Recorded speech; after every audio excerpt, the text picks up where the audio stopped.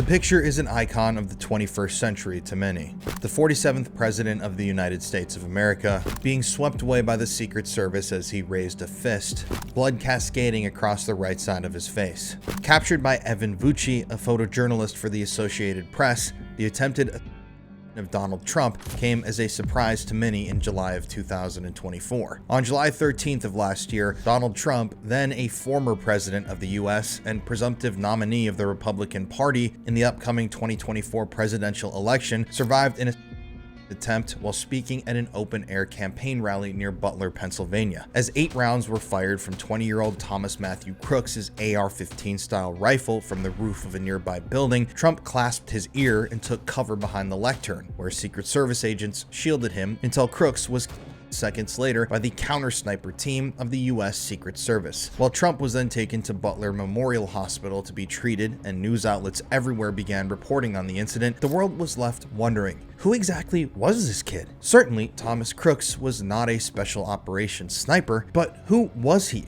I wanted to do this video because I realized that nobody ever really talked about Thomas Crooks. Now, there have been scattered reports and some small pieces of journalism that have taken the dive into Thomas's background, but this wasn't really something that I ever saw discussed widely. There were no documentaries about the alleged shooter. There were no continued news articles diving into his background. I mean, it's almost like a year later, we've completely moved on and we've forgotten this guy and never really looked at who he was, what he allegedly stood for, and what could have led him to allegedly carry this out. Now, I have my own opinions about this event. We are going to talk about those today, but once you start looking at the Trump story and you start noticing the weird inconsistencies and the patterns in the official story and the things that Thomas Crooks was doing before the shooting, the strange behavior of officials and those that were supposed to be protecting Donald Trump that afternoon, it's like a ball of yarn or string. You start pulling on that string and all of a sudden the whole thing begins to unravel. So that's what we're examining today here on the Conspiracy Files. All parties are presumed innocent until proven guilty in a court of law. If you want to check out where I got the information for today's show, look at the resources document in the comments section. These are solely my opinions. Colin Browen, the host and producer of the Conspiracy Files, and I don't plan on going anywhere or doing anything to myself in the near future. With all that said, let's do a deep dive.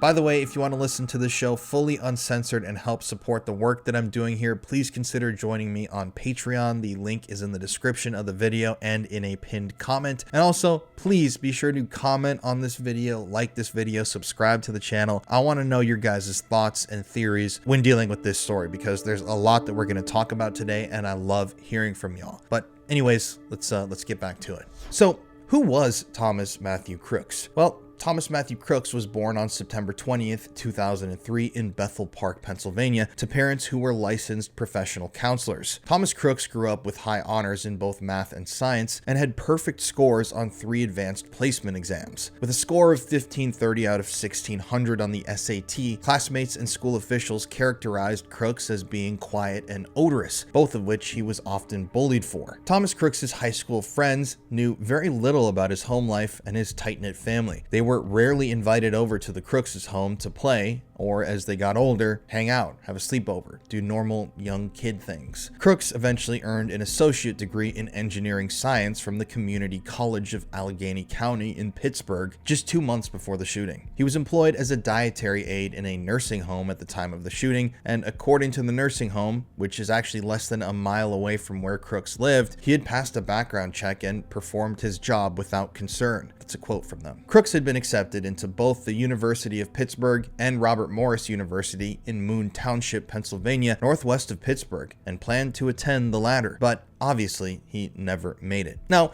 according to the official story, Thomas Crooks' father noticed his mental health declining in the year before the shooting, and particularly in the months after graduation. His father later told investigators that he had seen his son, Thomas Crooks, talking to himself and dancing around his bedroom late at night, and that the family had a history of mental health and addiction issues. Interviews with Crooks' teachers, friends, and co-workers suggest that many people who interacted with him regularly didn't know that he was troubled. They had no idea that he was facing these mental demons. To them, Thomas Crooks seemed like your average, normal young guy. There were no red flags, nothing that they noticed in his day-to-day life. In Thomas Crooks' personal search history on the internet, though, it was found that he had recently been looking up symptoms of major depressive disorder, a mood disorder that causes a persistent feeling of sadness and a loss of interest. Citing loved ones and ex-classmates, the FBI later stated that Crooks, quote, would routinely sway back and forth while standing at the bus stop, end quote. The agency said that despite his, at times, odd behavior, Crooks was never officially diagnosed with any disorders. A New York Post article stated that Crooks fit the profile of a loner or outcast whose life had been characterized by isolation or rejection, with obsessive-compulsive tendencies and a knack for the mechanical or technical, which included guns. Quote, one thing I thought was interesting, they said he didn't have friends. Nance said, why that wasn't a red flag for them from the very beginning is a question. I'm a parent.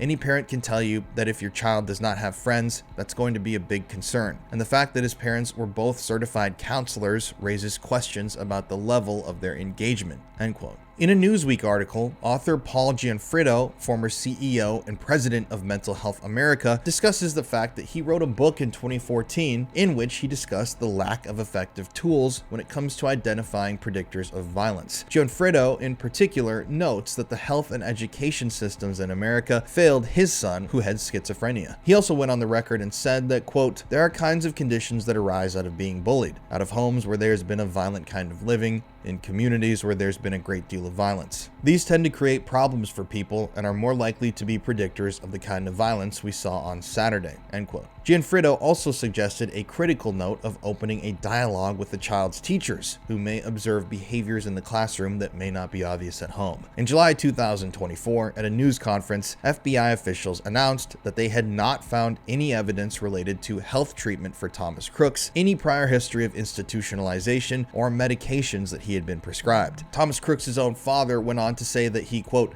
didn't know anything, end quote, about his own son, indicating that Thomas's spiral into violence allegedly went largely unnoticed. So right here, a little bit of a classic story. I'm not going to say that it's false. I'm not going to say it's true. This is all up to you guys to decide. But we do have the classic lone wolf mental health narrative here of people that didn't notice the warning signs and the red flags. Now, on my podcast with my wife, we talk about mass shootings in America and the violence that comes with those shootings all the time. And it is oftentimes just a societal failure, a failure of parents to recognize changes, a failure of officials or even teachers in school to notice anything weird, failure of friends to report alarming things that kids are doing. But also you do have these cases where people seem really normal and they don't necessarily give these red flags. It's not like, these mass shooters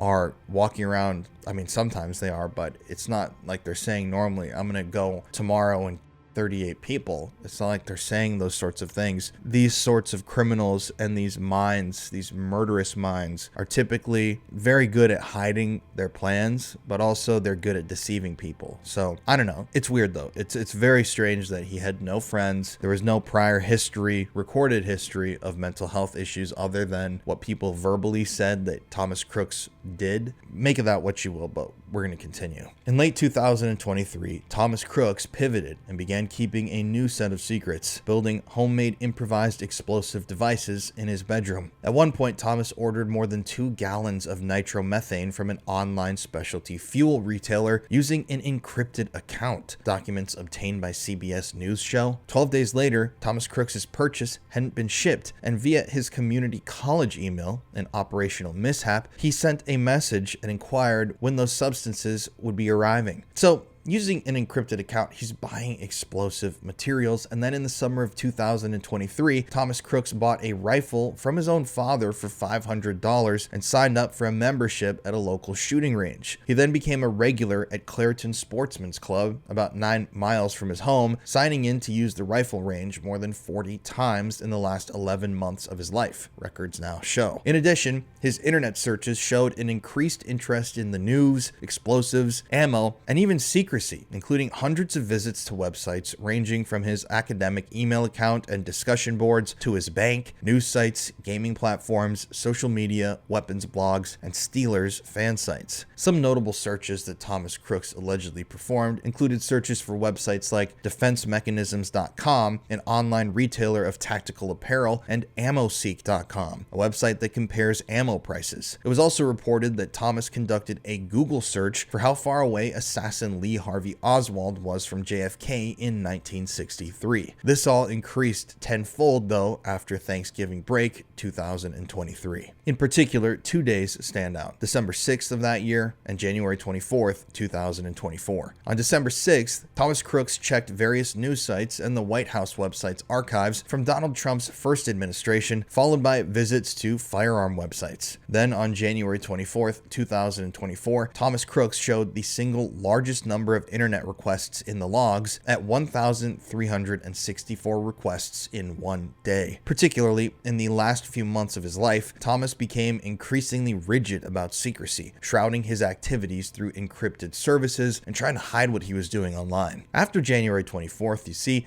there are 25 days of activity, but nearly all of them have just a few requests, all to the Mullvad VPN that he started using consistently in order to attempt to mask his online activity and hide who he may have been talking to or what he may have been researching and doing on the internet. Because you see, due to this VPN software, whatever Thomas Crooks was viewing on those days was not in his logs. However, on 4 of those days, he did not use a VPN, and we can see that there were dozens or even hundreds of requests and searches made. On February 26, 2024, for example, when not using a VPN, Crooks visited various websites such as AR15.com, Hornady.com, a manufacturer of ammunition and reloading components, DonaldJTrump.com, and various news sites. In the month before July 13th, so June of 2024, Thomas Crooks turned all of his attention to the presidential campaign, researching the candidates online more than 60 times, including searches on July 5th for DNC convention and when is the RNC in 2024, according to the FBI. He visited the Butler Farm Showgrounds website in person on July 7th and searched for Butler Farm Show photos, according to investigators, the location where Trump would go on to hold that rally. He also seemingly researched AGR International, a company with buildings adjacent to the fairgrounds. And on July 12th, 2024, he visited the rifle range in town one last time to fire off some final shots, according to many, in preparation for what was to come the next day. On the morning of the attack, Thomas Crooks drove to the Butler Farm Show grounds and stayed for a little more than an hour before driving home. Investigators said that at about 1:30 p.m., Thomas Crooks retrieved his rifle from his home.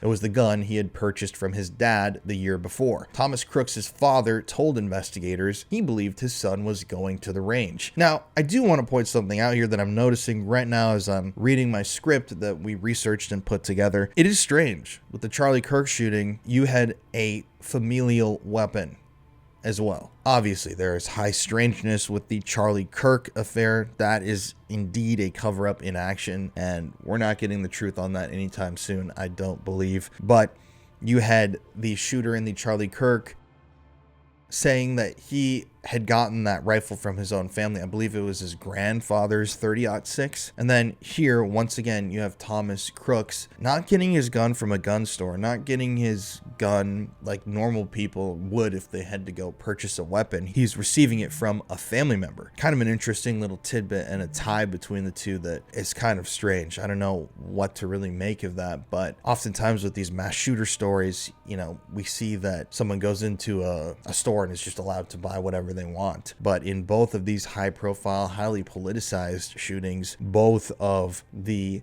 alleged assailants received their weapons from a loved one or family member. Strange. So anyways, back to the day of the shooting. Thomas Crooks goes and grabs his rifle from the house. Crooks' father told investigators that he believed his son was just going to the range to practice shooting. And in addition to the rifle, that day, Thomas Crooks put a drone and 2 homemade bombs in his trunk, along with remote transmitters capable of detonating from more than 1,000 feet away. Thomas Crooks then left a partially assembled explosive device in his bedroom. Afterwards, he went to a store near his home and bought ammunition, according to investigators, spectators and then returned to the Butler Farm Show grounds. As Trump supporters lined up to enter the highly publicized rally in the height of Trump's presidential campaign, Thomas Crooks took a drone out of his car and flew it over the rally site for nearly 12 minutes, beginning at 3:51 p.m., potentially using the drone's cameras to view the podium where Mr. Trump would soon speak. Now, I do want to note that that's incredibly bizarre. I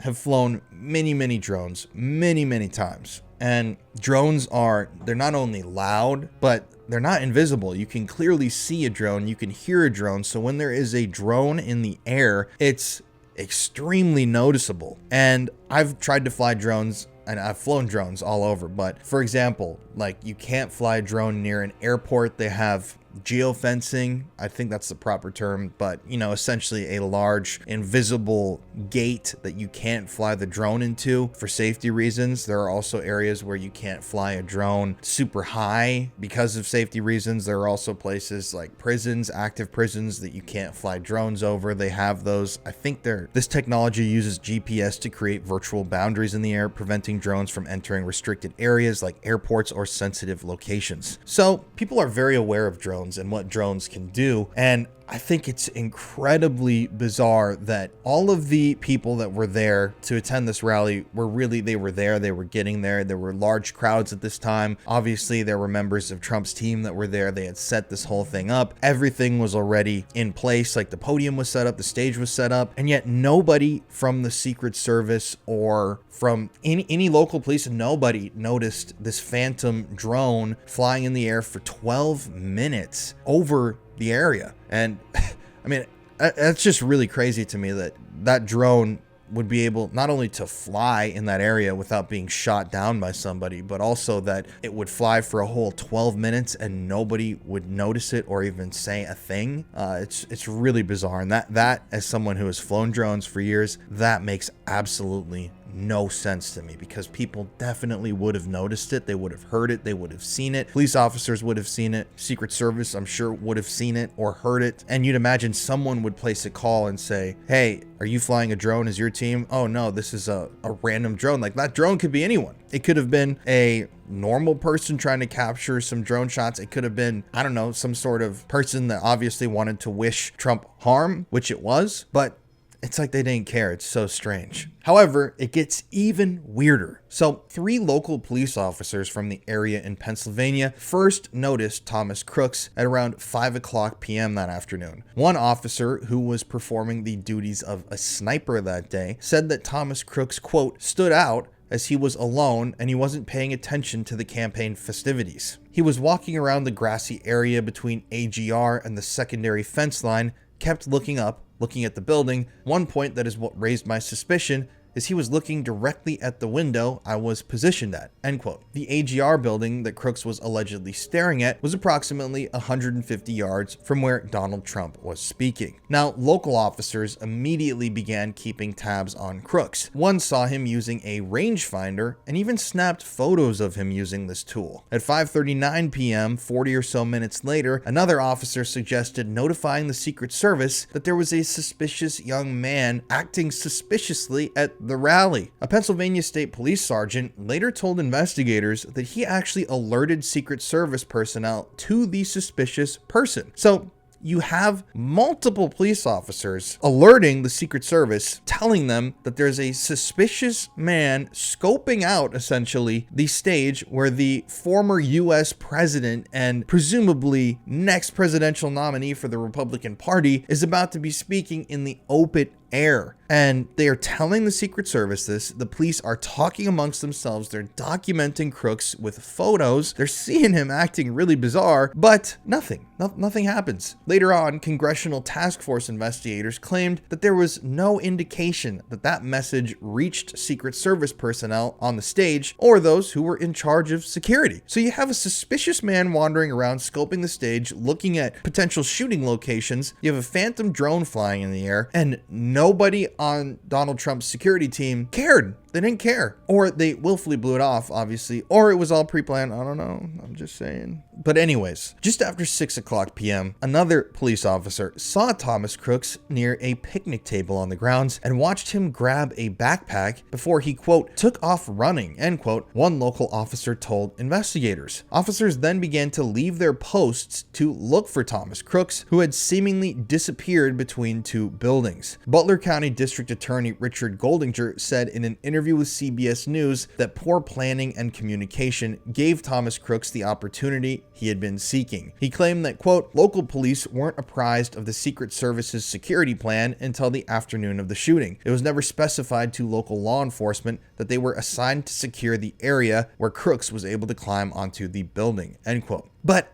I just find that so incredibly bizarre and hard to believe. So for hours, you've got the drone, you've got the officers taking pictures of Crooks, you've got one officer seeing him scoping out a shooting spot, you've got one officer seeing him checking out the podium area with the rangefinder. These police officers watched Thomas Crooks grab a backpack and take off running, which is the most suspicious thing you can possibly imagine. And they actually dispatched some of the officers from their posts to go find this guy because he's acting so suspiciously, and yet that somehow never reaches the Secret Service, and they don't say we should postpone this event or not allow this to go on. I mean, it's so bizarre. Like, it's just so weird. Secret Service Deputy Director Matt Quinn said that the agency tasked with protecting Donald Trump bears full responsibility for what happened next, and later said, quote, I would ask Americans to understand that it was an organizational failure within the Secret Service, and we are laser focused on making sure that it never happens again, end quote. Quinn said, but it's just really bizarre. There have been so many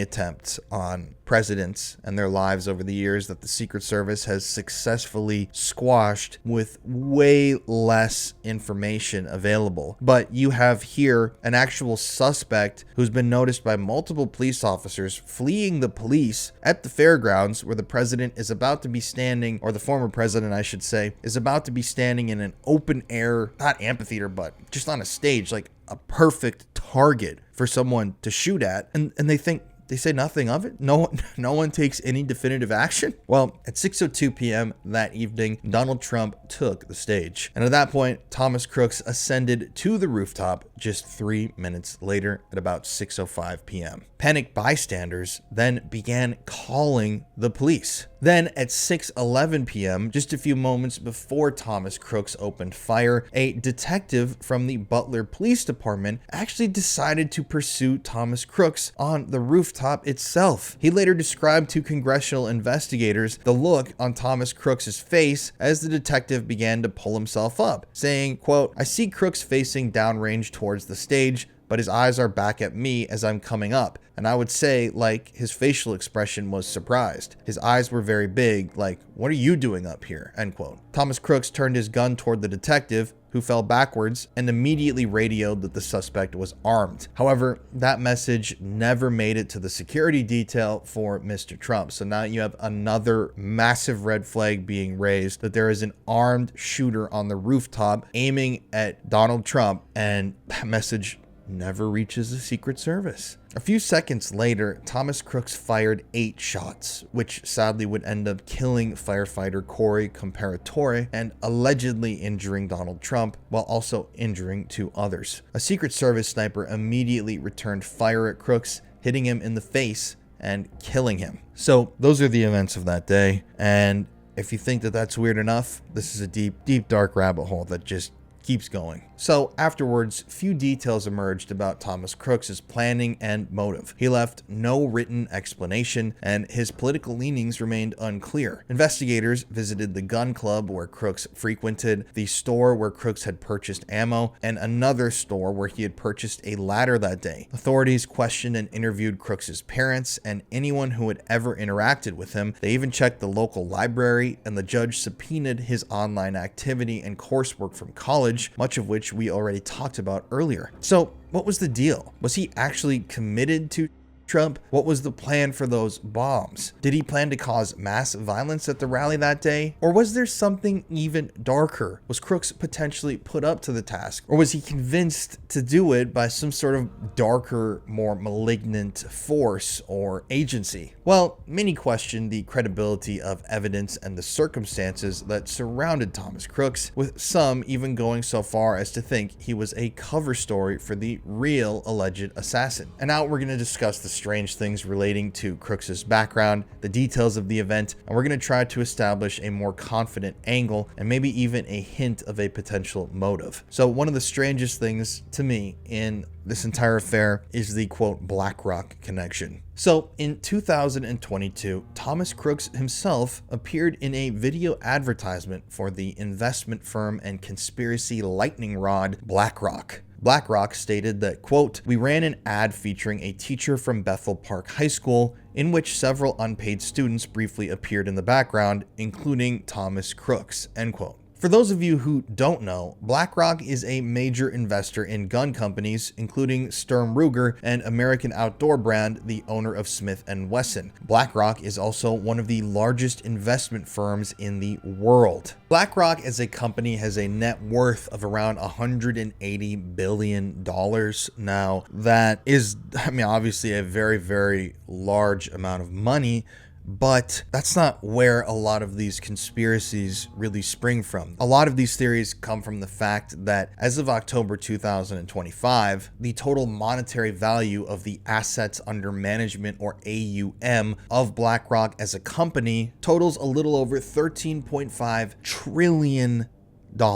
This one company controls over $13.5 trillion worth of assets. I want you to think about that. Think of how much money that is. Think of how much $1 billion is. $1 billion being 1,000 millions. Then you have a trillion, which is 1,000 billions. Then you have a 13.5 trillion, which is 13,500 billions. Which is just insane. BlackRock is actually the world's largest asset management firm, and there are a lot of different sketchy, disturbing things that they're doing to our country. We can make a whole video about them. One of the things that BlackRock is notorious for doing is buying up houses and properties and trying to purchase loads of US single-family homes in order to price out essentially average house buyers or home buyers, people that are looking to purchase homes. And this theory posits that BlackRock, along with others, are essentially attempting to turn America into a country that largely and exclusively rents property and doesn't actually own anything. BlackRock holds stakes in roughly 95% of S&P 500 companies. They are invested in almost every single company imaginable. It's like those things where you go, who owns Lucky Charms? Well, I don't know, Kellogg. Who owns Kellogg? I don't know, Golden Cereal brands. Who owns Golden Cereal?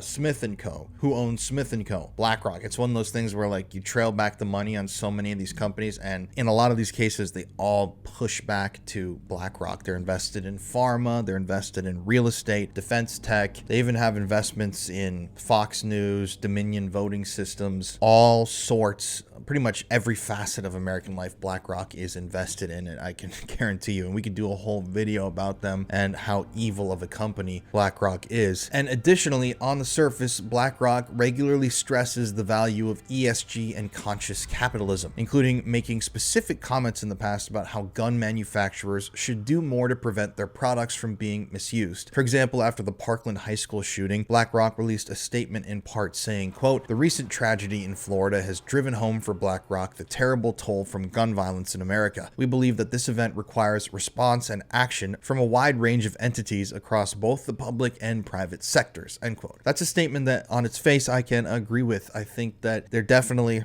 is a problem. We don't need to get into that here, but it sounds like they're recognizing that there's a problem and they're in a way contributing to it, but they've actually done next to nothing. And there's absolutely zero evidence that indicates that any of the companies in part controlled by BlackRock or controlled by BlackRock or that BlackRock has invested in made any policy or product changes in order to try to combat gun violence. And obviously they have now played a part in the Trump alleged attempt. So remember, BlackRock is a lightning rod of conspiracy. It's been brought up by politicians that are in the White House right now. It's been brought up by Democrats. It's been brought up by Republicans. They're just kind of an evil supervillain sort of company. And now you got Thomas Crooks, the alleged Trump, in a BlackRock video. Yeah, it's very, very strange that you have that connection there. BlackRock being, according to many, an evil overlord type company that is pulling the strings. One of the companies pulling the strings. They're the largest asset management firm on our $13.5 trillion worth of assets, with their fingers and tendrils in almost every sort of industry in America. And now you have the alleged Trump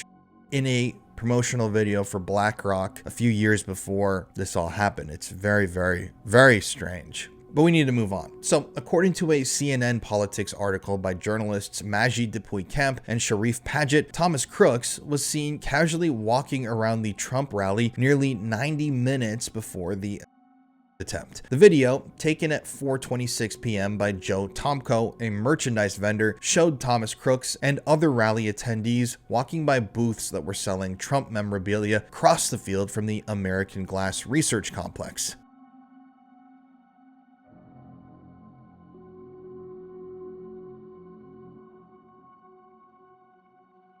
In the video, Crooks doesn't appear to be suspicious and is seen unarmed. This was taken less than an hour before law enforcement first photographed Crooks. Additionally, like I said before, several others spotted Thomas Crooks on the rooftop shortly before the attempt on Trump's life. Now, videos posted to social media and attendees' interviews with journalists show the mounting panic people felt as they understood the potential threat. For example, one 52-second video shows a group of rally-goers outside the perimeter of the open-air venue loudly announcing the gunman's presence. Take a look. Look, they're all pointing. The Atlantic, maybe the Pacific. Yeah, someone's on top of the roof. Look. There he is right there. Right there. See him? He's laying down. See him? Yeah, he's laying down. Instead, I'm here with you fighting like hell to get a senator. What's happening? And to make sure we're taking. Yeah, look. And There he it's is. not easy, because we have millions and millions Officer. of people. We have criminals. He's We on have the roof.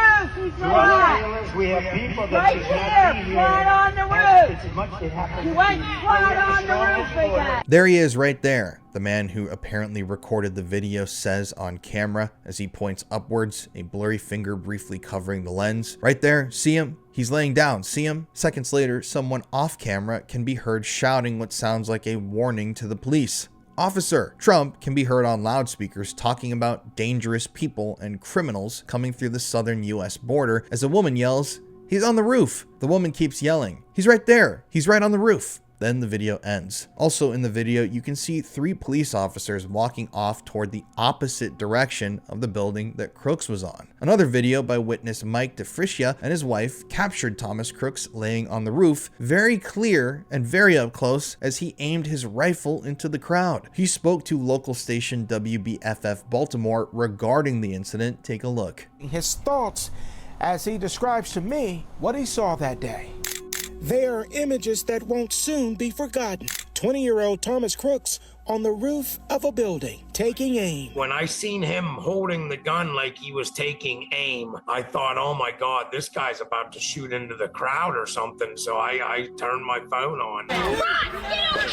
Mike DeFricia said he started recording on his cell phone. The still photo grabbed from that video. Yeah, we had just got there a little bit late. He and his wife Amber live in Crawford County, Pennsylvania. They were at the Trump rally in Butler Saturday. They arrived late, so they sat outside of the secured area near the building where Crooks waited. We were there maybe 10 minutes waiting for Mr. Trump to come on. And then after he came on and started to speak, my wife shortly after he started nudged me and said, "Hey, what's going on behind us?" And that's when we noticed some commotion.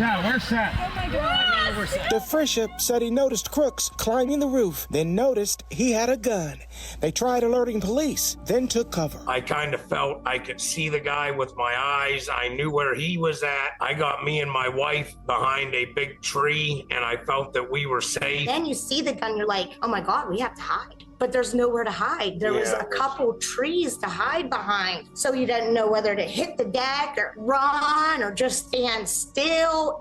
It's very chaotic in them split seconds. They also wanted accountability. Who, besides the shooter, should be held accountable? People are trying to say the local cops and this and that might not have done their job. And in my opinion, and I haven't put this out anywhere else besides now that it's been a couple days, we're processing some of this. You know, it's Secret Service's job to keep terror of the president. Another attendee told the BBC that he had seen a man believed to have been Crooks with a rifle on the roof of a building before Trump was shot. Greg Smith said, quote, "There are police running around. We're telling them there's a guy on the roof with a rifle. The Secret Service is looking at us through binoculars, and I pointed right at the roof." End quote. There have been lots of accounts from people online saying that they were trying to raise the alarm, saying that the police and Secret Service agents were actually looking at them as they were pointing at Thomas Crooks. So they clearly knew that something was amiss, unless these are actually the most dumbass cops and Secret Service agents of all time, which I have a hard time believing because they're stationed with the assumed Republican nominee and a former United States president. These Secret Service agents and police officers are watching people point out that there's a shooter there. They're hearing them say that there's a shooter there, and they're just brushing it off. It's just, I mean, it's really weird. A local SWAT officer stationed in an AGR building adjacent to the building that Thomas Crooks would fire shots from first noticed Thomas Crooks at 5:14 p.m. sitting below the window where the officer had set up his rifle. In an interview with CNN, the Beaver County sniper Greg Nickel said that something seemed off about Crooks, which prompted him to take a photo. Just over 15 minutes later, Nichols saw Crooks holding a rangefinder pointed at the stage where Trump would speak, setting off that frantic 39-minute-long search for Thomas Crooks that exposed, allegedly, a dramatic breakdown in communication between law enforcement agencies, resulting in what is widely seen as the worst Secret Service failure in decades. Information regarding Crooks' location at the time was highly variable. However, FBI Deputy Director Paul Abate said before Congress that the first reported sighting of Thomas Crooks by law enforcement was at approximately 4:26 p.m. So they had seen him almost 2 full hours before the shooting, and before the shooting itself, there had already been 39 minutes of frantic searching for a suspect, but Trump was still allowed to take the stage. Oh, make it make sense. Text messages released eventually by Iowa State Senator Chuck Grassley showed a local counter sniper had texted his colleagues about a suspicious person close to the AGR building at around 4:26 p.m. This footage from this video places Thomas Crooks in a completely different location around half a mile away from the AGR building at that time. He claimed he, quote, saw Crooks sitting to the direct right on a picnic table about 50 yards from the exit, and that Crooks saw him leave the area with a rifle, end quote. This indicates that Thomas Crooks possibly was going to use this as the initial location to shoot from, but didn't want to have to deal with more SWAT officers. Then, on top of that, another officer allegedly took a photo of Thomas Crooks at 5:45 p.m. already on the roof 25 minutes before the shooting, and just called it in as a suspicious person. I mean, so you have a guy like 20 minutes before Trump is on a rooftop, a suspicious person. An officer takes a picture of it, sends it in, says, hey, we know that the ex-US president is going to be speaking out in the complete open in a few minutes. And this guy is on the roof, clearly suspicious, clad in black, looking like some sort of a shooter or a sniper. Maybe we should check this out or tell Donald Trump to not take the stage, but they don't do it. It's just like, the photo goes to them, and it's like the Secret Service is like a brick wall. It's like, this guy's, for 40 minutes, we've been chasing this suspect around. He might be dangerous. Brick wall. 25 minutes before, oh, I see a guy on the rooftop positioning, looking suspicious, pointing in the direction that Trump's going to be in. Brick wall. Oh, we saw this guy with a weapon earlier and a rangefinder, and he's looking at the stage like he's going to shoot it up. Brick wall. There are people that see a potential shooter on the rooftop that are screaming at us. We can see people in panic, freaking out. They're pointing at the shooter. Some of us are looking at the shooter. This guy's going to shoot Donald Trump. Brick wall. Now, ABC News later reported that at 5:56 p.m., about 10 or so minutes before the shooting, Thomas Crooks was seen walking near the AGR building again shortly before Donald Trump walked on stage. And between 6:02 and 6:07 p.m., officers allegedly lost sight of Thomas Crooks. They continued communicating with each other and attempting to locate the suspect, but he wasn't seen again until a police dashcam video captured Thomas Crooks on the roof at 6:08. At around 6:10 p.m. and 26 seconds, police were actually staring at Thomas Crooks as a bystander in white shorts pointed toward the building, and he started shooting about 30 seconds later. Now, ABC News allegedly obtained a license to a video in which this was actually seen. You could see this guy pointing out the shooter to a police officer with his weapon on the roof pointing towards Trump just at about 6:11. And in this video, according to ABC, bystanders are then seen fleeing the area and the first gunshots are heard. All of this you have to really consider. So you have a president doesn't travel light, an ex-president doesn't travel light, especially the last president before the current president. So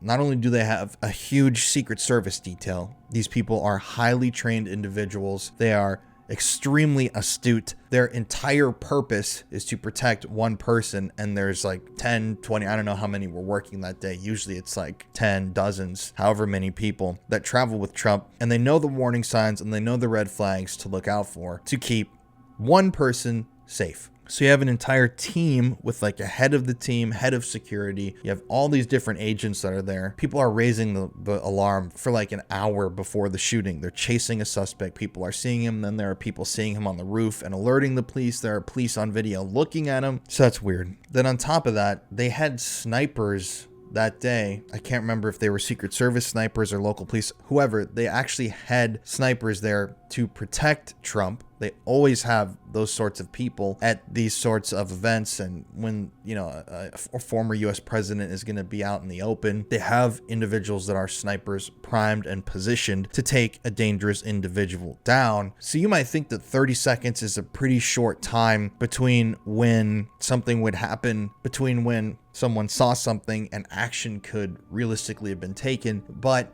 when you really consider it, think you're a sniper. You're sitting there with your sniper rifle primed, ready to defend the former president of America. Someone says, AGR rooftop to the left, there's a shooter, shooter, shooter. You turn, you get your shot, and you shoot. Whether it's in the leg, you shoot him in the foot, you shoot him in the head. I don't know what their training would tell them to do, but it's as simple as that. Shh, it comes in your ear. Shooter, shooter on the left rooftop, AGR building, shooter, shooter, all units. Everyone turns on him. You swivel a little bit, you move positions, boom, you can neutralize the threat so quickly. If there's an active shooter, for example, and a report comes in, guy with a gun, shooting, they're all these highly trained snipers are going to train and take them out immediately. So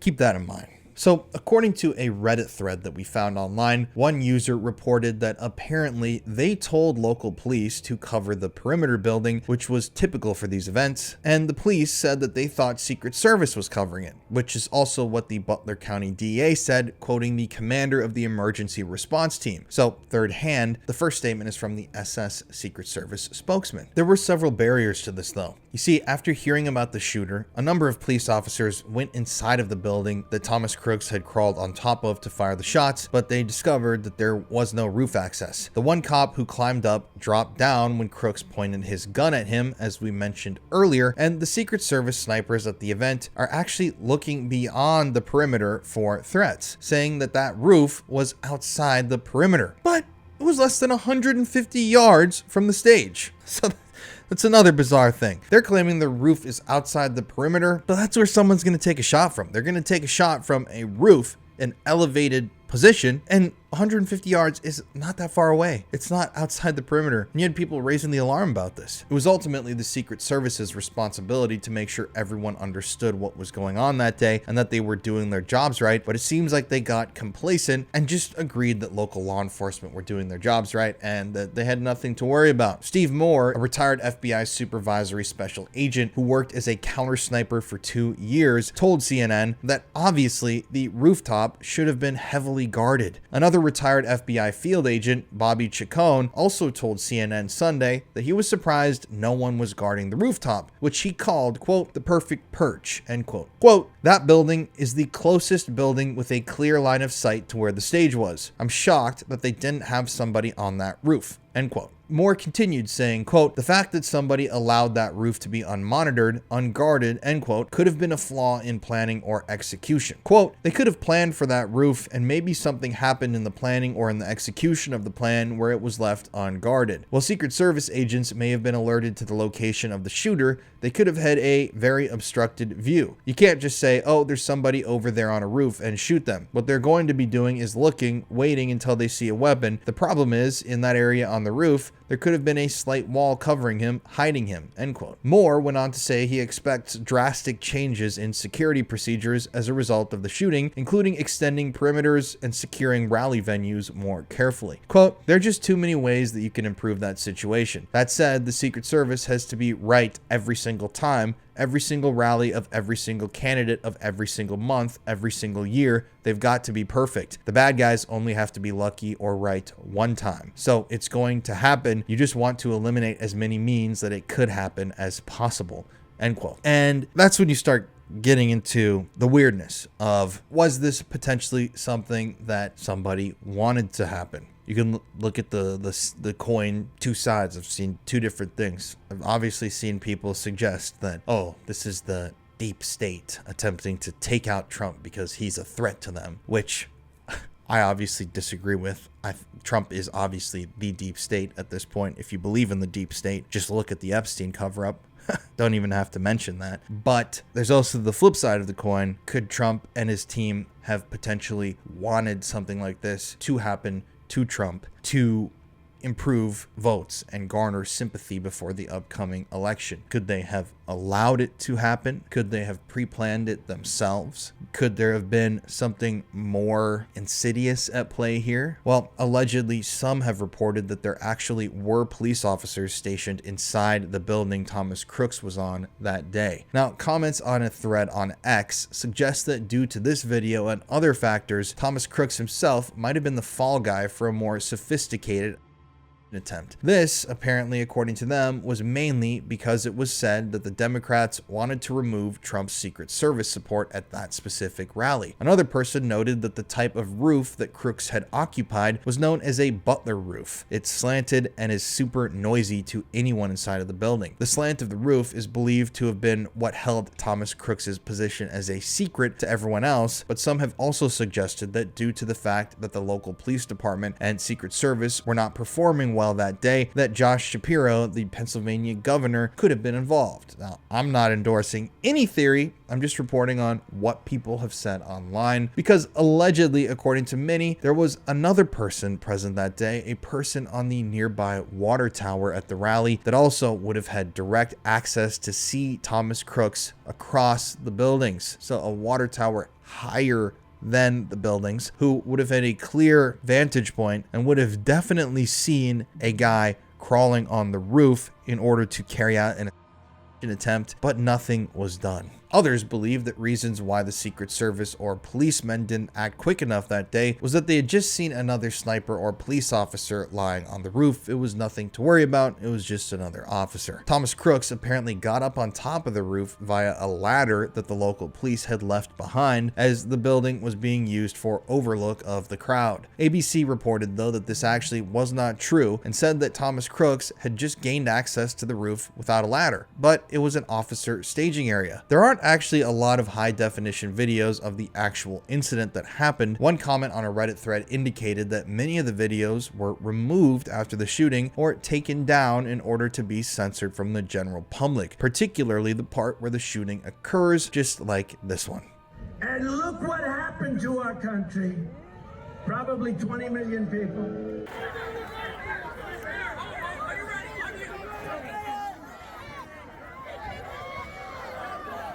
Now, allegedly, Thomas Crooks himself was a registered Republican. However, in 2021, he was found to have made a small donation to a Democrat-aligned group called Progressive Turnout Project. At a Butler News conference, the FBI agent Kevin Rojic announced that Trump's team had not requested additional security, despite what was previously said. Therefore, the FBI had no request to actually deny. According to the New York Post, the FBI had allegedly obstructed the investigation into Thomas Crooks's background. Some thought that it was possible that Crooks had some medication or toxicology results in his system when the autopsy was performed, but apparently neither were included in the autopsy report, and the FBI released the body to his parents just 8 days after the shooting, without many officials being notified, and he was promptly cremated. So, FBI officials who served under President Joe Biden accessed Thomas Crooks's phone, computer, and his devices, and what they found was pretty troubling. So, this is one of the really big things that I find to be inconsistent and bizarre about all of this. So, on Thomas Crooks's cell phone, he actually used 3 different fully end-to-end encrypted messaging apps for messaging, for sending messages. These apps are based in Belgium, New Zealand, and Germany. Now, this is according to current National Security Advisor Mike Waltz, a former GOP congressman, and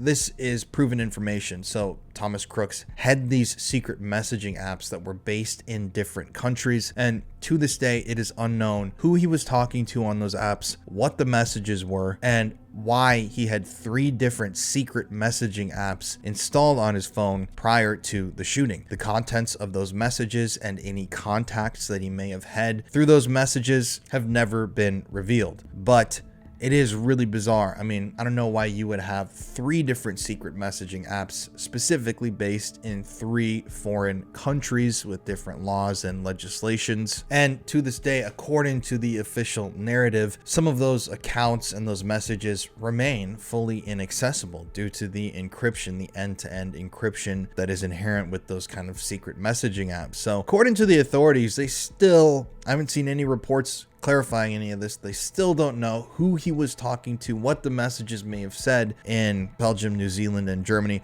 or, that doesn't even necessarily mean that he would have had to have had an overseas contact. Someone else here in America could have also installed one of those apps with that extreme security on it, and they could have been chatting to him in the United States using this app secretly. So both users on the same secret encrypted app. It's really bizarre stuff. Thomas Crooks also had 2 cell phones. He had a cell phone on him at the time of the shooting, but he had another cell phone at home, which allegedly had 27 different contacts on it. But according to authorities, there was nothing of value that was found on that phone. They did, though, on his laptop, find that he had also once again been using encrypted messaging services to secretly talk to God knows who. Nope, they still don't know. He had 3 of these on one phone, these secret messaging apps, 1 secret messaging app on his laptop. But according to everybody, all the investigators, he wasn't talking to anybody, even though I don't know, it's just really, really sketchy. You have this guy who, according to many, just seems to kind of snap. Yeah, he was training at the gun range, according to them, but he wasn't necessarily weird. He wasn't necessarily really outspoken about politics. He was in a BlackRock ad. He had no real crazy history, just some bizarre behavior. But this guy then tries to the former United States president, one of the most high-profile targets on planet Earth, which is a pretty extreme action. And then you see that on his devices, he has secret messaging apps where he is more than likely messaging people overseas or even here in America prior to the shooting, and that data and information is officially unknown. But could that have been accounts? Could those have been accounts held by Thomas Crooks's handlers? Could those have been intelligence-connected accounts or messaging apps or platforms that were encouraging him to do this? Could this have been an intelligence person that was on this app that had essentially, convinced him somehow to carry this out? Was he talking to people that were helping him plan this? It's still unknown. But the uncanniness of the Crooks story doesn't just stop there. In fact, it was recently reignited by the of Charlie Kirk and the eerie similarities that Charlie Kirk's assassin holds with Thomas Crooks. So obviously in September, Charlie Kirk, an American right-wing political activist, was while addressing an audience on the campus of Utah Valley University in Utah. After a 33-hour manhunt, officials were able to capture the 22-year-old alleged shooter, Tyler James Robinson, who was found at his parents' residence in Washington, Utah. His own parents helped arrange his surrender, and he was arrested late on September 11th, 2025. While the motive is still being determined over a month and a half later, interesting parallels have come to light, showing several similarities between Robinson and the alleged Trump assassin Thomas Crooks. Now, Robinson, like Crooks, was extremely smart. He had a 4.0 GPA, scored high on standardized tests. He came from a close-knit family, a full-year merit scholarship to Utah State University, but after just a semester, Robinson left and never returned. Now, Robinson was quiet and kept to himself, just like Thomas Crooks. Those who knew him stated he wasn't super political unless someone brought it up. His family was very conservative, but he was registered as unaffiliated with anyone. Both of these young men grew up with friendly and loving parents. Thomas Crooks' parents were social workers, and the Robinsons were known to the neighbors as being very friendly and helpful. Both of them also had a heavy online presence. Thomas Crooks concealed his online search requests using VPNs, despite news media outlets sharing the subject of some of those searches, and Robinson also had a big online gaming presence on Reddit and X, even going so far as to sketch those online memes/phrases into the bullet casings found on the scene of Charlie Kirk's murder. Both were young white males in their early 20s, a theme that has been noticed throughout time in regards to mass shooters. Data suggests that over 50% of mass shooters are white and nearly 98% are male. Additionally, the Violence Project database, as of 2024,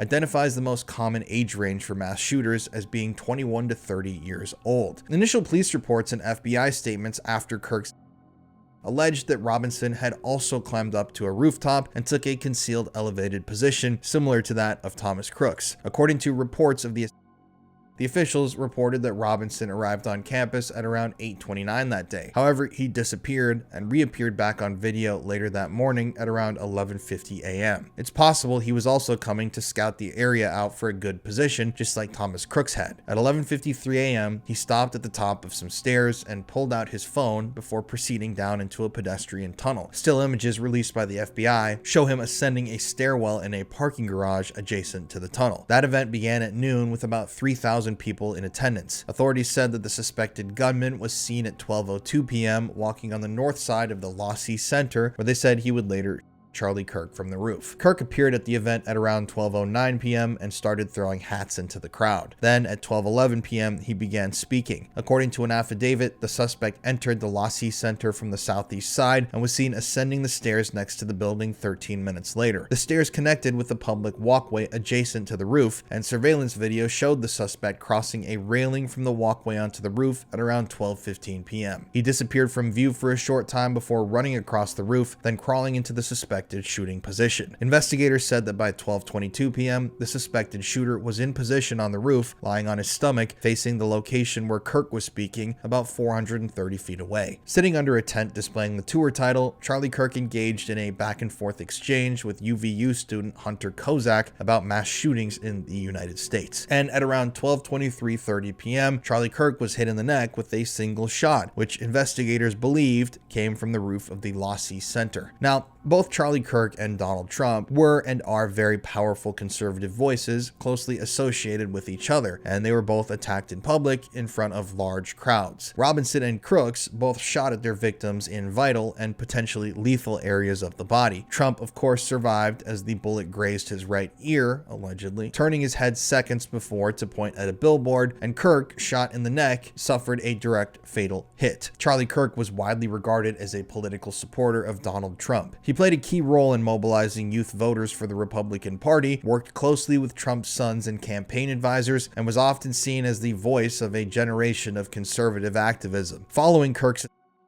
Trump publicly mourned him, described him as being loved and admired by all, and ordered flags to fly at half-mast shortly afterwards. Now, Trump was being guarded by Secret Service personnel at the time, and Charlie Kirk had his own personal security and 6 other officers, some even disguised in civilian clothing, but both Crooks and Robinson defied the heightened security present at the event. The building that Robinson shot Charlie Kirk from was also free from security, just like the one that Crooks ascended in Butler, Pennsylvania. That was a major flaw flaw in security plans. Tyler Robinson, according to the official story, which I don't believe, easily got up there and got back down before anyone had even spotted him. And according to police audio, the first report of the shooting occurred at 12:26 p.m. At 12:31 p.m., an officer then reported gunshots heard near the library. At 12:35 p.m., the officer added, maybe the CS building, before describing the shooter as wearing jeans, black shirt, black mask, long rifle. A minute later, the officer elaborated, quote, on top of the building on the far north side, just east of the library, end quote. A UVU police officer was the first to investigate the suspected shooting position on the roof of the Lassie Center. At 12:39 p.m., FBI agents and chiefs of police arrived at the location of the event, but by that time, Robinson was already gone. Now, Tyler Robinson's motive, just like Thomas Crooks's motive, was never truly determined. We still don't really know what it was. There were rumors that Robinson's motive remained with LGBTQIA+ rights or his distaste with conservative opinions on the matter, particularly Charlie Kirk's. Thomas Crooks's motive was also thought to have had something to do with his political views. It was alleged that he was strongly anti-Trump, so much so that he didn't want his parents to put signs in the yard. But his fierce support of the Second Amendment throws that kind of through a loophole. As a result, you have two very mysterious but uncannily similar shooters. Could this be a coincidence? Was Crooks a patsy? Was Robinson a patsy? Another question that many have found themselves asking regarding not only Tyler Robinson, but especially Thomas Crooks in particular, as he's been the main focus of ours today, is the question of,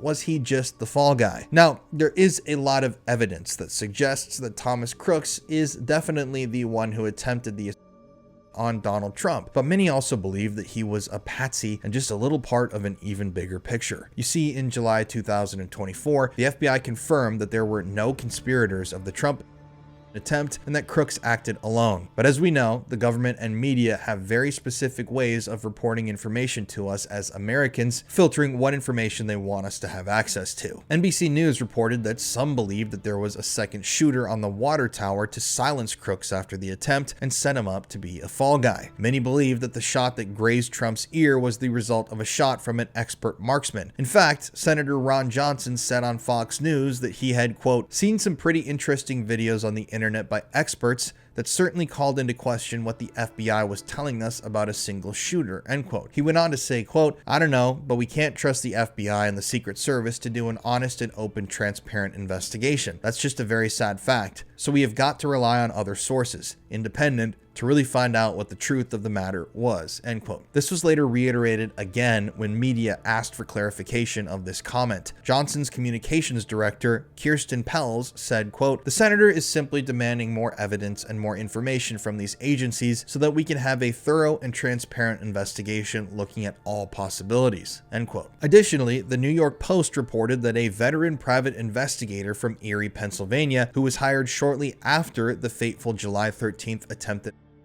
of Trump, was hired to look into Thomas Crooks by a private client and believes a, quote, criminal network, end quote, was operating with him at the time of the attempt and still allegedly wants to President Trump. Doug Hagman, whose team of 6 other investigators have been working the case for months and have interviewed more than 100 people, said that they also conducted extensive geofencing analysis of cell phones and tablets not belonging to Thomas Crooks that were found with him at his home, at the rifle range where he took target practice, at the rally, and at Bethel Park High School, where he graduated in 2022. In a semi-recent statement, he said, quote, we don't think he acted alone. This took a lot of coordination.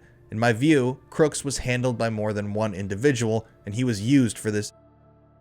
And I wouldn't preclude the possibility that there were people at the rally itself helping him, end quote. You see, Hagman, one of these investigators, said that one of the electronic devices geolocated with Thomas Crooks at several different places at the time of the shooting is still pinging today, but it's at Bethel Park High School. John Cullen, a self-described researcher, also reiterated the second shooter theory. Cullen's most popular proof is a shaky video of the Blue Water Tower, a zoomed-in segment from a live stream of the rally from Right Side Broadcasting Network, a conservative media company that streams Trump rallies. The low-quality video, which Cullen said came from an account with the username MAGAJuice, shows a black fuzzy spot at the top of the tower. Text on the video claims the spot is a crouching agent. However, Cullen did not immediately respond to a request for comment. This is the video here. There were also several witness videos who claimed similar things. Just take a look. First crack of the gunfire, and I just screamed, "It's the sniper, it's the sniper," and he was firing down toward the water tower. Yeah, and then at that same exact moment, there was a spray from the right side of the stage that I thought was some type of gas, like, or not gas, but smoke. To blind, blind up front. And he said it was, he heard it was gunfire, hydraulic on the one track.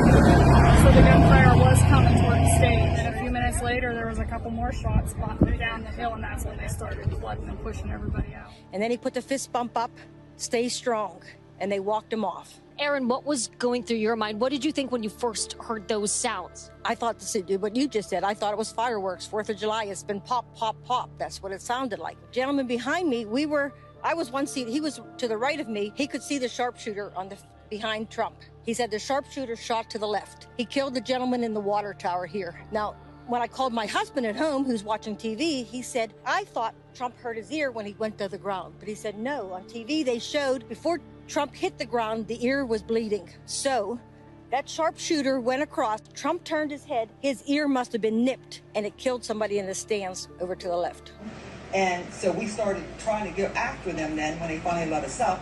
And they had been right by the fence where the other shooter was. There was one I heard in the water tower. There was one by the fence. Catalin Gregoris, director of the National Center for Media Forensics at the University of Colorado, Denver, said the video quality was too low for a forensic analysis. Hani Farid, a professor who studies digital forensics at the University of California, Berkeley, agreed and said nothing could be discerned from the video with any confidence. If you watch throughout the video, the entire tower and surrounding area changes dramatically due to compression and camera motion, and so there is no reliable or consistent signal here, end quote. There are several other X and Reddit threads online debating the position of Crooks on the roof versus the water tower theory, and how the angle in which the shot was taken, how it hit Trump, and how it ultimately also hit the victim behind him. Some believe it was a man named Maxwell Urich who was reported missing after the shooting, and it's interesting, there used to be accessible websites with information on Maxwell Urich that now, if you try to access those same websites, are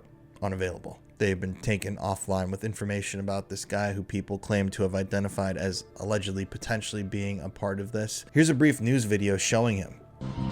So this is one of the 3 people now facing charges accused of attacking police officers. And you hear we had to bleep that out, some of that portion of that, during the Donald Trump rally at the convention center last night. The man in that video is Kenan Hopper, and he and Maxwell Urich and Lisa Collier are all facing riot and assault charges. The 2 men also accused of resisting arrest. Channel 11 News reporter Aaron Martin joins us live from the convention center downtown. Aaron, it looks a lot different than it did this time last night. There's no doubt about that, David. A very different scene right now than what we saw less than 24 hours ago. In fact, just a few feet away from where I'm standing, what we saw was nothing but protesters, Trump supporters, and a lot of police in between them. And as you can imagine, a lot of those verbal confrontations turned violent. And in the end, 3 people were arrested for assaulting police officers.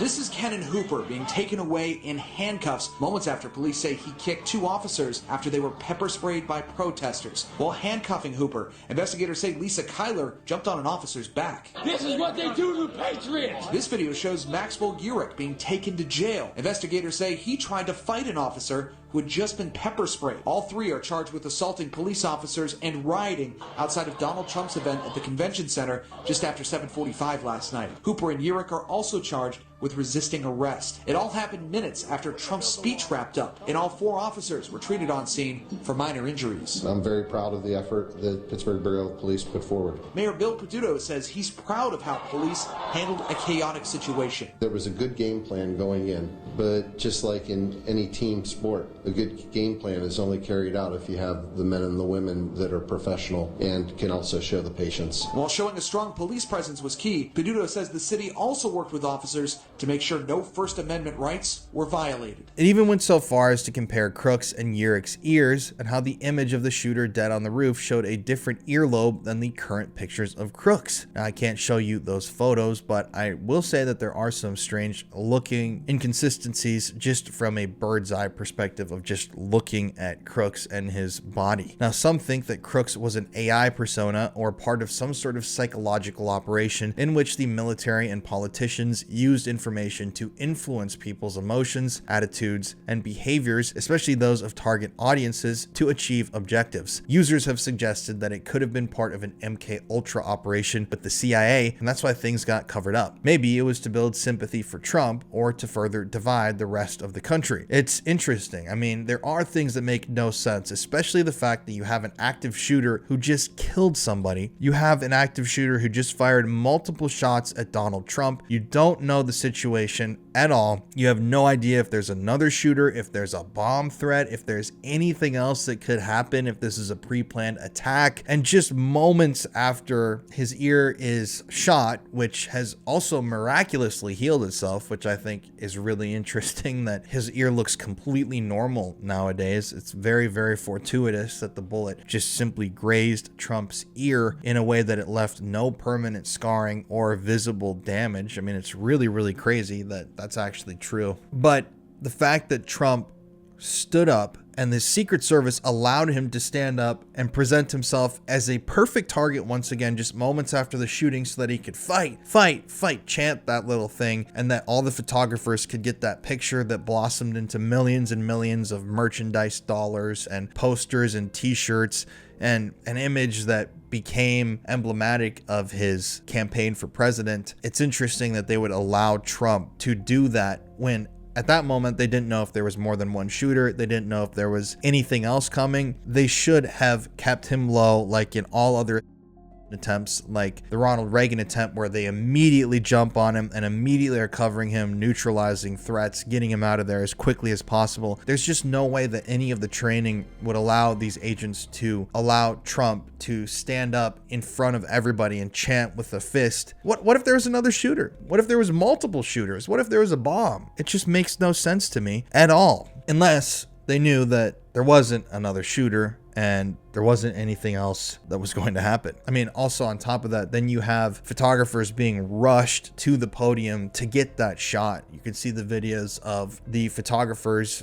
reporters being essentially cattled and rushed up to the podium so that they can get that shot of Trump saying, "Fight, fight." It's really, really bizarre. And I mean, it's just weird. Like they didn't know who the shooter was, what had happened. There doesn't seem to be really any like urgency to protecting Donald Trump. There seems to be a lot of photo opping, rushing the photojournalists up so that they can get that perfect photo. So then Trump gets the photo, millions and millions of dollars worth of merch is sold with that photo on it, and it obviously heavily influences his campaign for president. But with all of this, with how influential this event was in American politics, really in American history at this point, why does no one talk about Thomas Crooks? Based on all this information we've heard today about him, Thomas Crooks' similarities to other shooters, and his potential setup, we have to ask the question, why don't we hear about him anymore? Well, some believe that officials swept the entire case quietly under the rug, and that it was allegedly covered up in part due to the fact that there were conspiracies surrounding it being a setup. This could have also been because of the whole security ordeal, how the Secret Service completely botched the purpose of their entire job that day and felt embarrassed out of shame, and potentially the perspective that those hired for the Secret Service are poorly trained or incompetent for their jobs and may have been quieted. There's also the vantage point that the media manipulated the information after the shooting to portray Thomas Crooks mainly as a left-wing liberal, despite countless evidence that exists that Thomas Crooks was actually very conservative. Crooks' classmates said that he was one of the most conservative people in their entire school, and that he always took hard right positions when doing political debates. The media, though, kept this facade of him being a liberal, and this would continue to support the Trump team's given narrative that this was a liberal attack on Donald Trump, who had survived the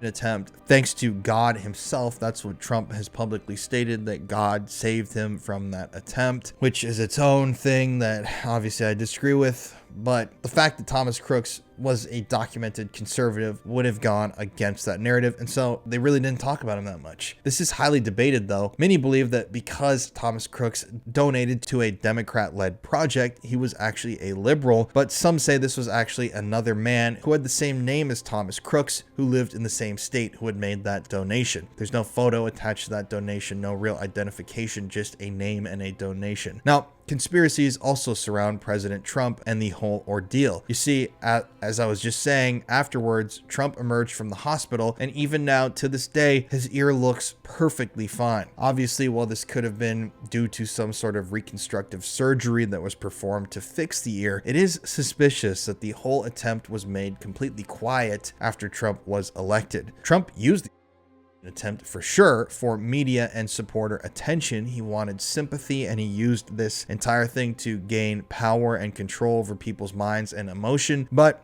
eventually, just like everything else, when it was no longer useful to Donald Trump, the story faded away without any real research or disclosures about what actually happened. On more obvious notes, Thomas Crooks isn't talked about anymore because he's dead. His family didn't make statements after the incident, and his motive is still unclear to this very day. Some people believe that he was also going to target President Biden, and that Trump just happened to be the one he went for that afternoon. As for the security nightmare that happened that day, on December 5th, 2024, Acting Secret Service Director Rowe testified before Congress, taking responsibility for the agency's failures and outlining corrective measures. He announced initiatives, including enhanced technical assets, expanded staffing, improved retention efforts, and a new chief wellness officer to support mental health. Already isolated before the shooting, Crooks's parents are now rarely seen outside during daylight hours. A neighbor said there are only a few clues to suggest that the family even still lives at their home. Another neighbor described the Crooks family presence on their street as ghost-like. Some media reported that the family has to grocery shop at 3 a.m. to avoid any public sightings. Crooks' parents did not respond to interview requests, and their attorney declined to speak on their behalf. A postal employee said that the Crooks' mailbox is always empty when he delivers each day's mail. He and the neighbors speculated that the couple left their home under the cover of darkness. Their house, which now has multiple security cameras, is fully blurred on Google Maps, an option homeowners concerned about privacy can request from the search giant. Mary Crooks submitted her resignation from the job she's held for nearly 3 decades last December. The resignation letter, first reported on by the New York Times, alludes to the shooting as the reason for her departure. Quote, "Certain circumstances have left me with no other option than to vacate a position I have been proud to hold for the past 27 years." End quote. She and her husband let their social work licenses expire in February. Then there's a bunch of unanswered questions. Was the Butler rally just a convenient option for a young man planning mass violence, or was he committed to